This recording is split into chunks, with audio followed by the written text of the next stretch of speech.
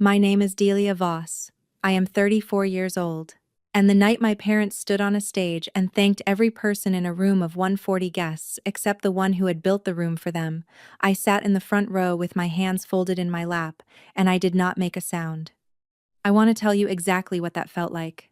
Not the dramatic version people expect when they hear a story like this. Not the version where I stood up and said something devastating that made the room gasp and my parents freeze. I want to tell you the quiet version, because the quiet version is what actually happened, and I think it is more honest than anything I could have invented. The gala was for my parents' 40th wedding anniversary.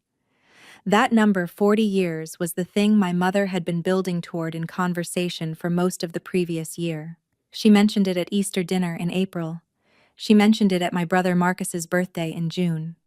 By the time she sat across from me at a coffee shop on a Tuesday morning in late July and asked me, with her coffee cup held in both hands like she was presenting me with something fragile, if I would be willing to help coordinate the event, she had been referencing it for so long that the event itself had taken on the quality of something already finished, already perfect, already exactly what she wanted.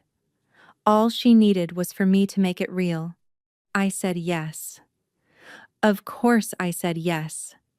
That is who I had always been in this family.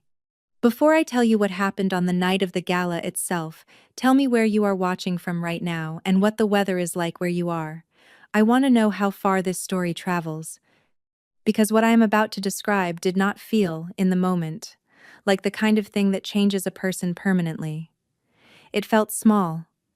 It felt like a mistake, even. And I think that is the most important part. My parents' names are Patricia and Howard Voss.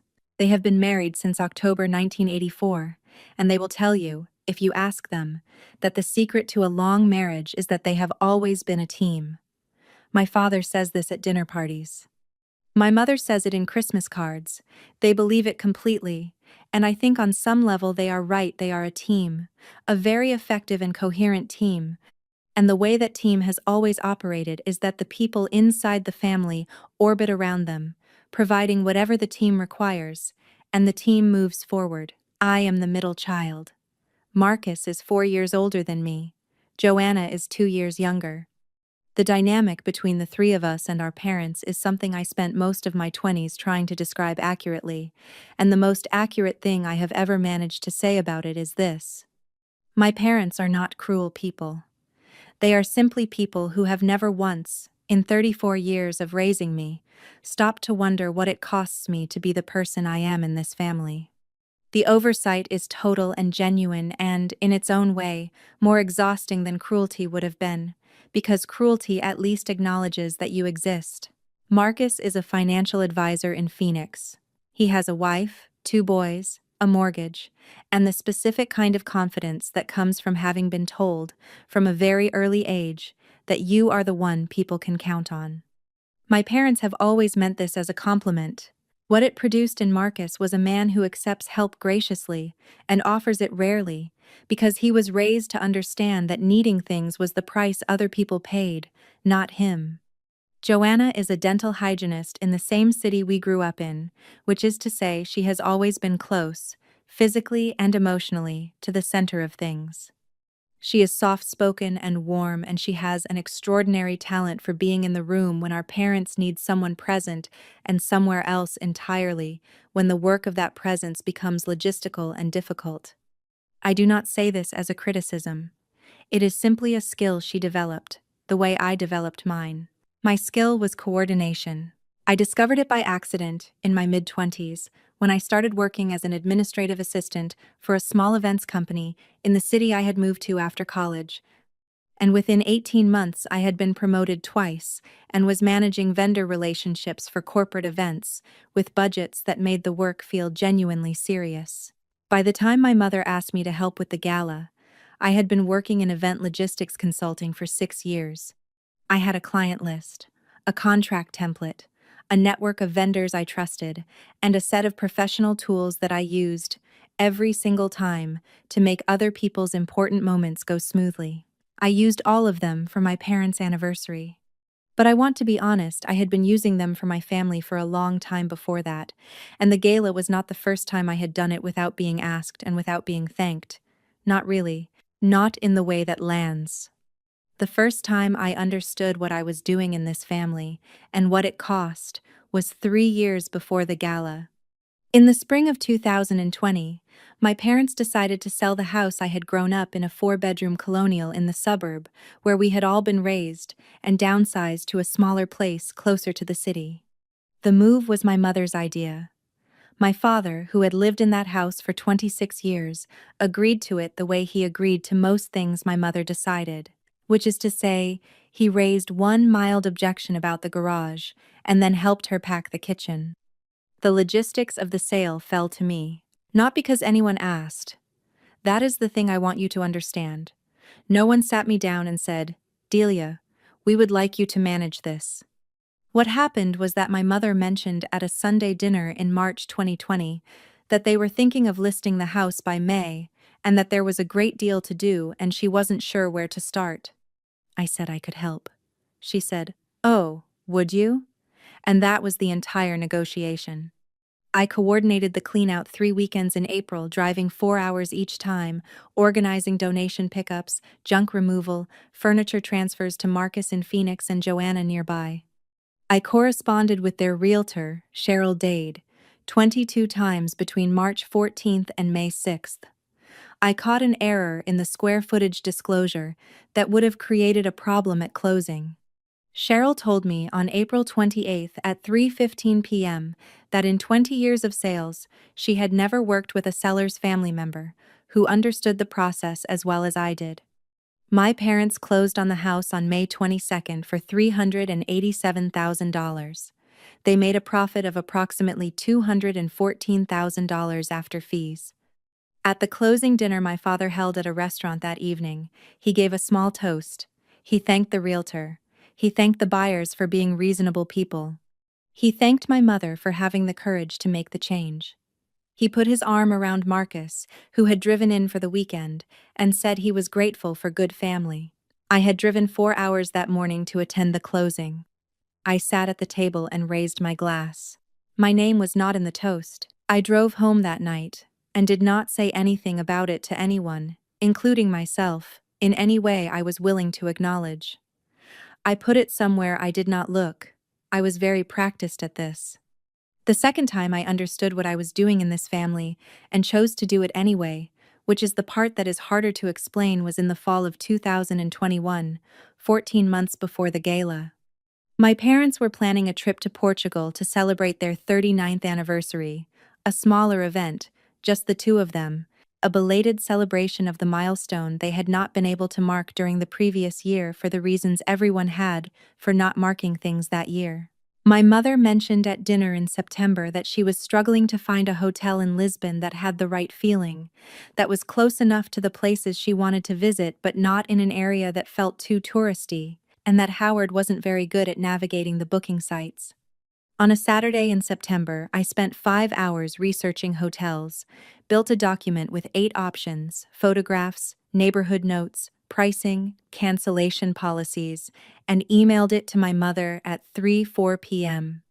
She chose the third option and texted me, "Got the hotel sorted, the Barro Alto one. Perfect. You always know these things. You always know these things." Not, "Thank you for your Saturday." Not, "I couldn't have done this without you." You always know these things, said the way you compliment a quality in someone you have no intention of relieving them of.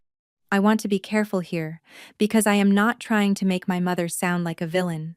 She is not.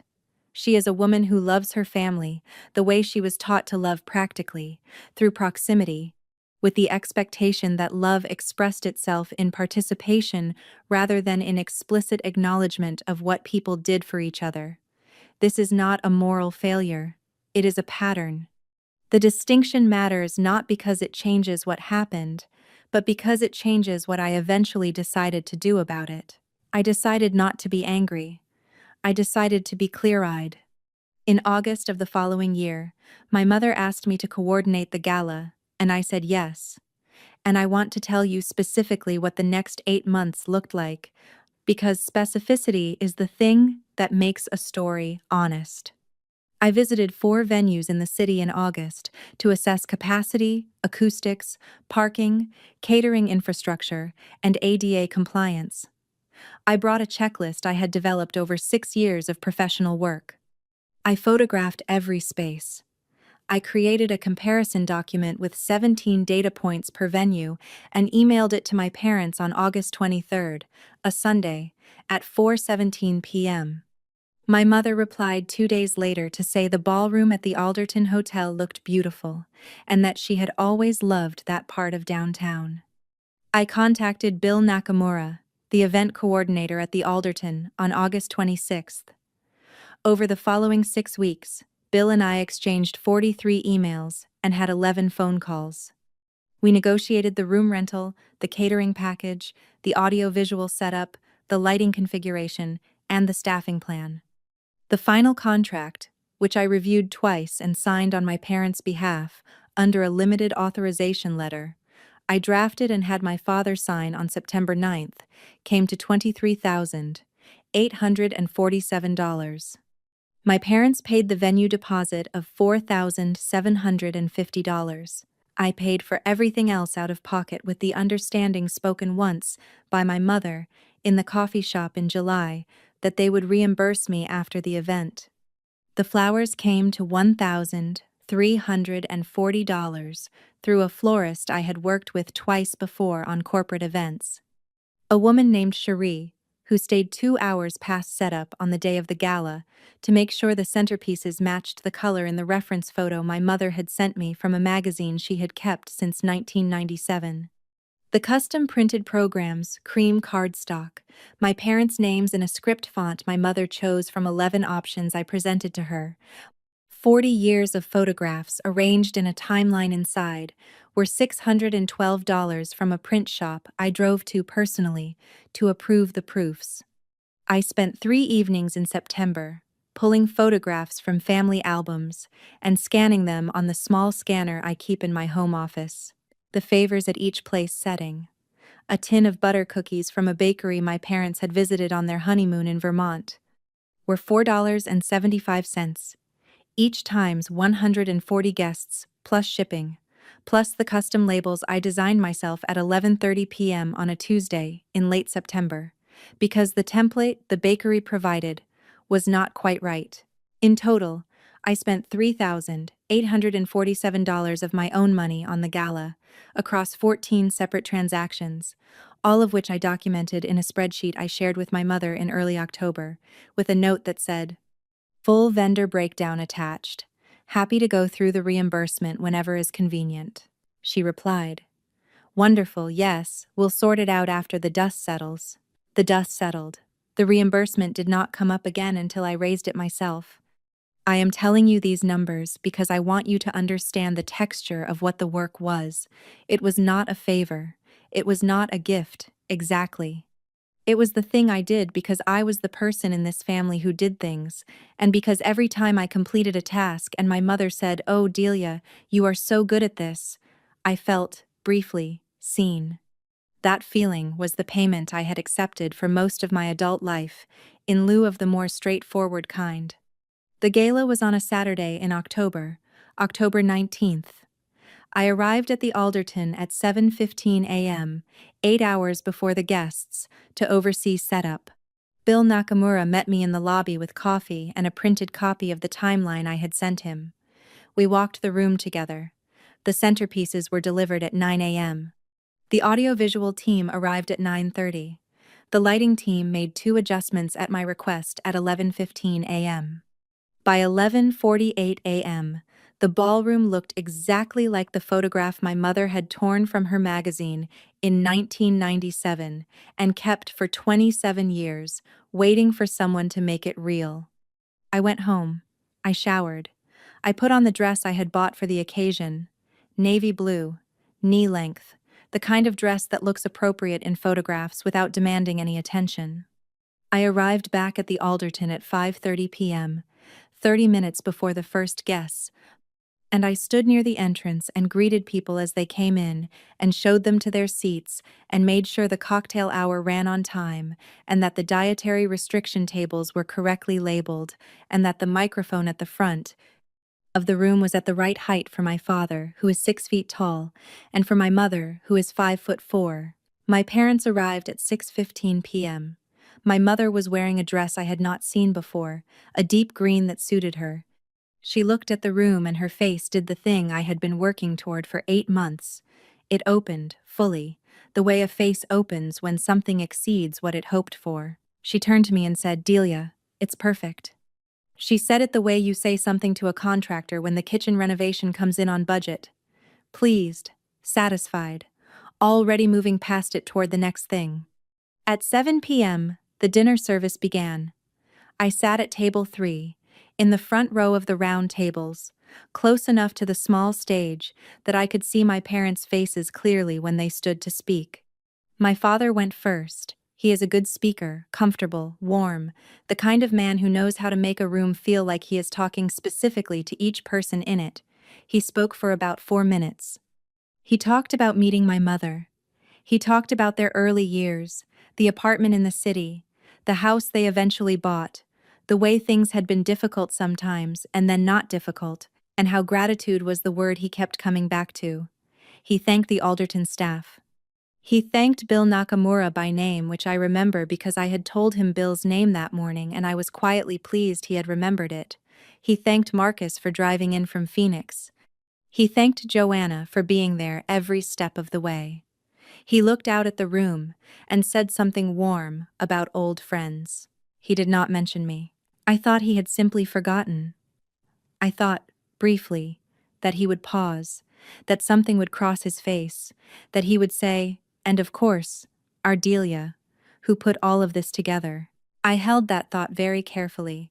The way you hold something you are not sure is real. He sat down. My mother stood. She is a more deliberate speaker than my father, slower, with a quality of careful intention that makes people feel she has chosen each word specifically for them. She spoke for 7 minutes. I know it was 7 because I had the timeline on my phone and checked it twice while she spoke, a habit left over from 8 months of scheduling. She thanked her sister, who had flown in from Denver. She thanked her book club. She thanked 3 couples by name, friends they had known since before Marcus was born. She paused and got emotional talking about the way the room looked, how she had always imagined it, how it had turned out more beautiful than she had hoped. She thanked Joanna for being a constant presence. She thanked Marcus for making the trip. She looked out at the room for a long moment with a full expression on her face and said she was the luckiest woman she knew. Then she sat down. 11 minutes. I had timed it without meaning to. I sat in the front row at table 3, close enough to see the fabric of my mother's dress, close enough to hear my father clear his throat when he sat back down, and I counted 11 minutes in my head and my name was not in any of them. The applause started. I put my hands together and made the sound. I do not remember deciding to. I think my hands simply did it because that was what everyone was doing and my body understood it needed to keep moving through the evening. The woman at the table next to me leaned over and said something about how beautiful the whole thing was. I said, "Thank you." She said, "My parents must be so proud." I said, "Yes, I expect so." I want to stop here for a moment, because what happened next is not dramatic, and the absence of drama is the point. I did not stand up. I did not tap a glass. I sat at table 3 and ate the dinner Bill Nakamura's catering team had prepared according to the menu I had approved in September, and I watched the room I had built, and I thought about almost nothing.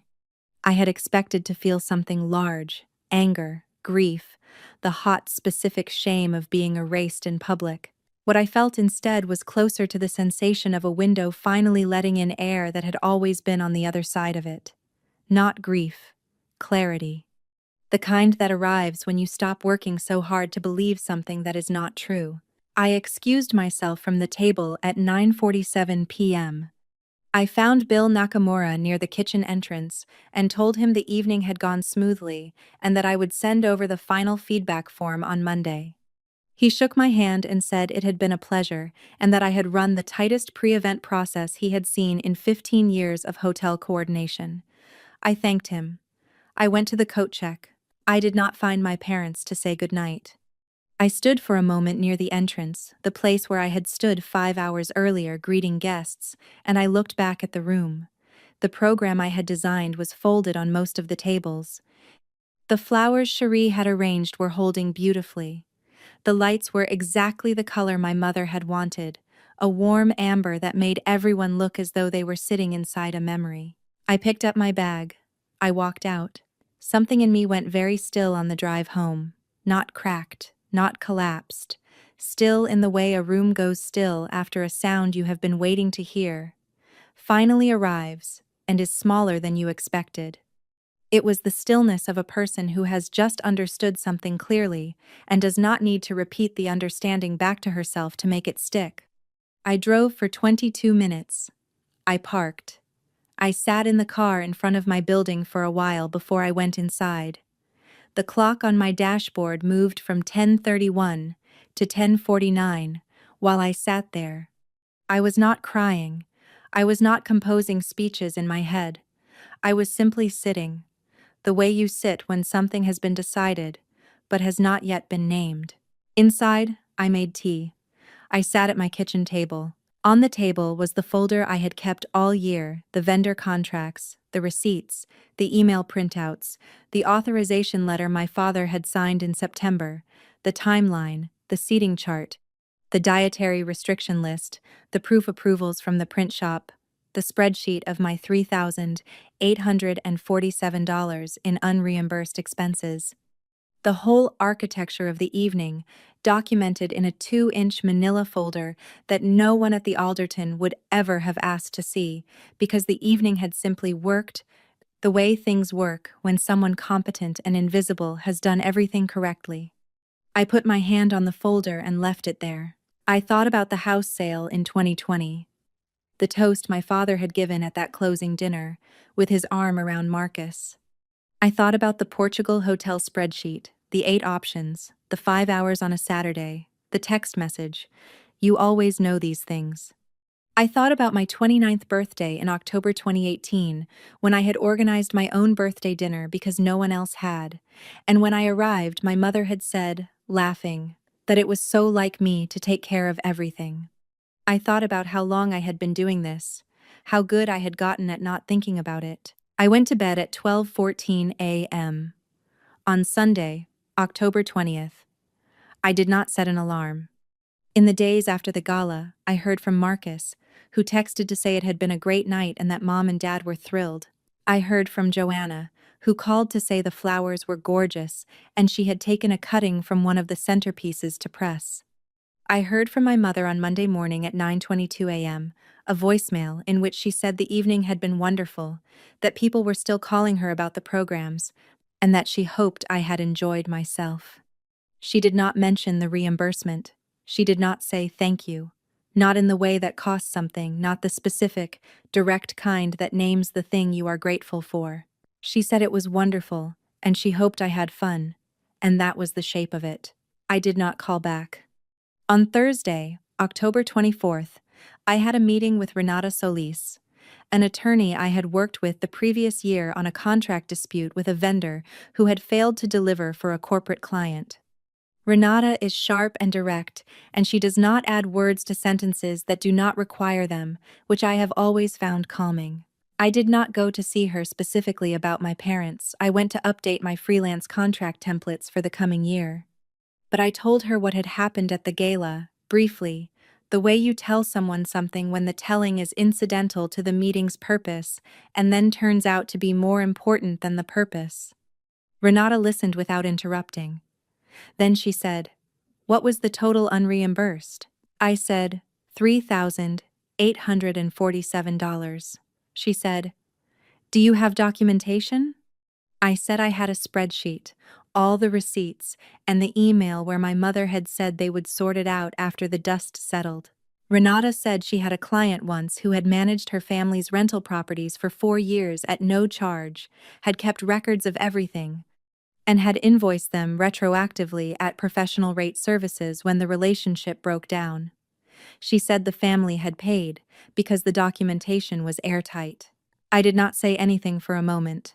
Renata said, "You have a folder." I said I did. She said, "Keep it." I kept it. My mother called again on October 28th at 6:18 p.m. She said she was thinking about the holidays and wanted to start planning early, and had been talking to Joanna about Christmas at the house, and would I be able to help with the coordination. I let her finish. The ask was comfortable in her voice, the specific ease of a person who has never received a no. I told her I would not be available to coordinate the holidays this year. There was a pause. She said she wasn't sure what I meant.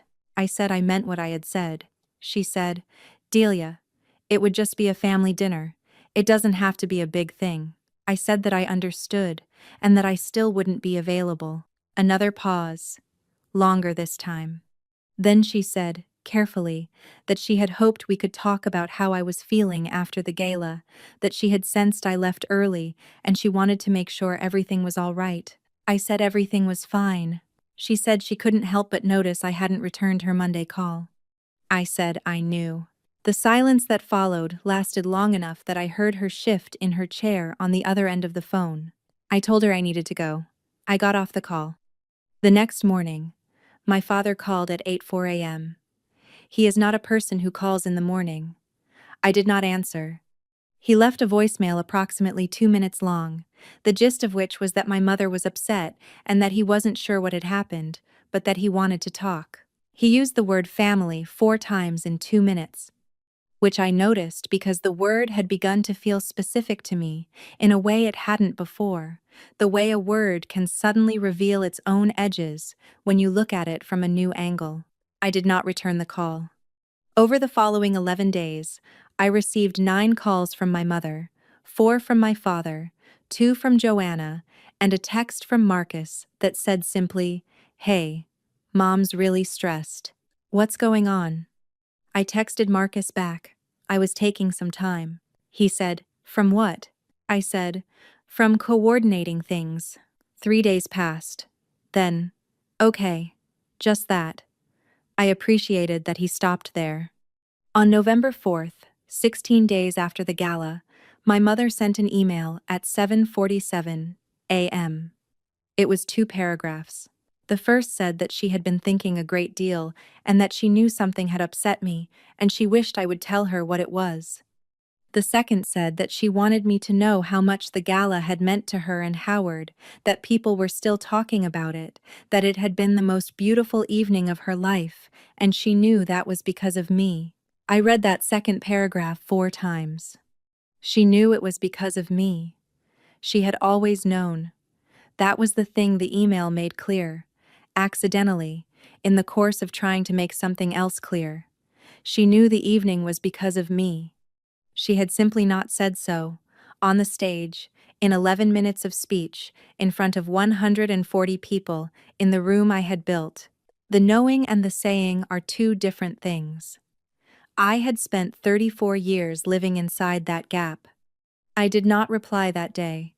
I sat with the email the way I had sat with the folder, not as something to act on immediately, but as documentation, evidence of the precise shape of the problem. I replied on November 6th, a Wednesday, at 11:23 a.m.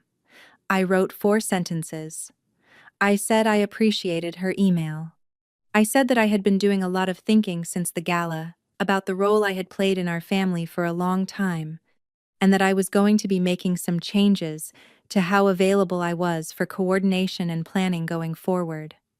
I said this was not a punishment, and I was not angry. I said I hoped we could talk more when I was ready. I sent it before I could revise it into something softer. Her reply came in 40 minutes. It said, "What do you mean? Changes? Delia, you are scaring me. Please just call." I did not call. On November 12th, 3.5 weeks after the gala, I sent my parents an invoice. Not a large one, not a dramatic one. A clean, professional document on my consulting letterhead, itemized, with the date of each expense, the vendor name, the amount, and a line at the bottom that read, "Total outstanding. $3,847. Payment due within 30 days. Prepared by Delia Voss, Event Logistics Consulting." I had shown the invoice to Renata before I sent it. She had read it and said it was clean and correct, and that the authorization letter my father had signed was sufficient to make the reimbursement request enforceable if it came to that. She said she did not think it would come to that. She said she thought the invoice would do something more useful than collect money. She was right. My father called me at 9:33 a.m. on November 13th. I answered this time. He said, "Delia, we got a document." I said, "The invoice." "Yes," he said. Are you billing us?" I said, "Those are my out-of-pocket expenses for the gala. We talked about reimbursement in July. I followed up by email in October." He was quiet for a moment. Then he said, "I didn't know it was that much." I said, "I know," he said, and his voice had changed by this point, had gone to somewhere quieter and less certain. "Delia, the speech. Is that what this is about?" I said, "It's about the invoice." Another silence. A long one. He said, "I should have said your name." I said, "Yes," he said. "I don't know how I didn't. I'm not making an excuse. I don't know how I let that happen." I said, "I know you don't." He said, "Your mother doesn't know what to do with herself." I said, "I know that too." He said, "What do you need from us, Delia? Tell me what you need." And that question, "What do you need?" was the first time in my memory that my father had asked it directly. Not "What can you do?" Not "What would help us?" Not "Are you available?" "What do you need?" 4 words in a sequence he had never arranged before. At least not for me. At least not like that. I thought about it honestly for a moment. I said, "I need you to pay the invoice. And I need some time." He said they would pay it. The reimbursement arrived by bank transfer on November 15th, 2 days later, at 2:17 p.m. The amount was $3,847, exact, no note. No explanation, no apology. Just the number, transferred cleanly, the way a debt is paid when the person paying it finally understands that the debt is real. The holidays passed. My parents had Christmas at the house. I sent a card, a good one, a photograph of a winter landscape I found at a stationery shop I liked, with a note inside that said, I was thinking of them and wishing them a good season. I meant it. I have learned to mean things precisely and not more than I mean them, and I meant that. I went to a friend's house for Thanksgiving. I made a pie, a brown butter apple, with a lattice crust that took me most of Thursday morning and came out better than I expected. I sat at a table where 3 people asked me what I did for work, and I told them, and all 3 said some version of that sounds really hard and really interesting. At 6:40 p.m. on that Thursday in November, eating pie at a table where my presence required nothing from me except that I be there, I understood something small and important. Being seen is not a complicated act. It simply requires that someone decide you are worth the small effort of noticing. I had spent 34 years being excellent at making things work for people who never quite got around to that effort. I was done being excellent in that direction. I spoke to my mother again in February, the first time since the October phone call. The conversation was short and careful, the way conversations are when both people know that something has shifted and neither is entirely sure where the new ground is. She asked how I was. I said I was well. She asked if we could have lunch sometime. I said we could. We have had lunch twice since then. Both times were at a restaurant I chose, at a time I chose, for approximately 90 minutes. The lunches are pleasant and somewhat formal. There is no coordination involved. I arrive, I sit, I eat, I leave, and nothing is required of me except my presence, which turns out to be a thing I can give freely when it is the only thing being asked for. My father sent a text in March that said, I know I should have said your name at the gala. I'm sorry I didn't. 11 words. I read them 4 times. I saved the text to a folder on my phone. The same folder where I keep the invoice and the vendor contracts, and the authorization letter, not as evidence, not as something to use. As documentation. A record that the acknowledgement exists. I did not plan any events in the year after the gala. Not for my family. Not for anyone I knew personally. I took on 2 new corporate clients through referrals and did the work with my usual care, and at the end of each event the clients sent thank you notes, and, in one case, a bottle of wine I drank slowly over the following 2 weeks, a glass at a time, sitting at the same kitchen table where I had sat with my hand on the folder in October. The printed program from the gala is on my desk. I kept one. It has my parents' names in script on the cover, and 40 years of photographs inside, and a timeline of their life that I assembled over 3 evenings in September. It is a beautiful object. I made it. When I look at it now, I do not feel bitter.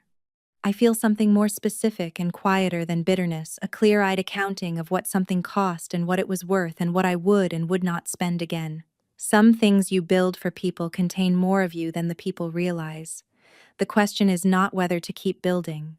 The question is whether the person you are building for has decided you are worth the effort of looking up from what you made and finding your face.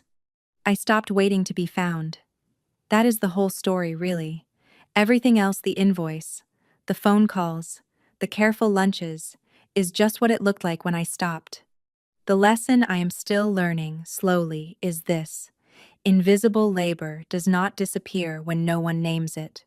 It simply stays invisible, and you stay invisible inside it, and the longer you stay, the more natural the invisibility feels. Until one night, you sit in a front row and watch 11 minutes pass and realize the invisibility was never going to lift on its own. You have to be the one to step out of it. I stepped out. It was quieter than I expected. It was also more permanent. Before I leave you here, and I want you to sit with this for a moment, before you scroll away, there is something worth carrying from Delia's story. Invisible labor has real value. The work that keeps other people's important moments from falling apart has real value, whether or not anyone says so on a stage. Learning to name that value, for yourself first, and then for the people around you, is one of the more useful and painful pieces of knowledge you can take from a story like this one. If you were in Delia's place, if you had built the room where your parents stood and named every person in it except you, would you have sent the invoice and let the paper do the talking? Or would you have said something out loud, that same night, and let the 140 people in the room be the witnesses? Tell me in the comments. I want to know.